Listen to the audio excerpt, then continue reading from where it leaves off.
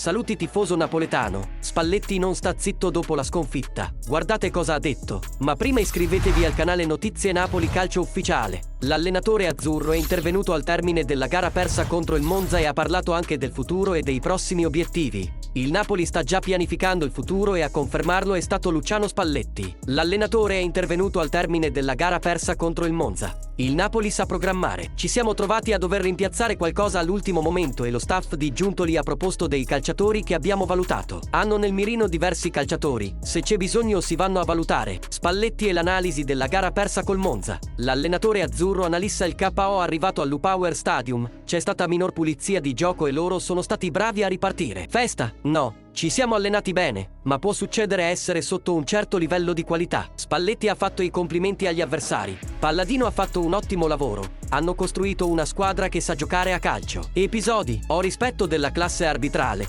Faccio commentare a voi gli episodi. Lascia il tuo commento tifosi napoletani e iscriviti al canale Notizie Napoli Calcio Ufficiale per essere sempre informato. Forza Napoli sempre e tutto per lei.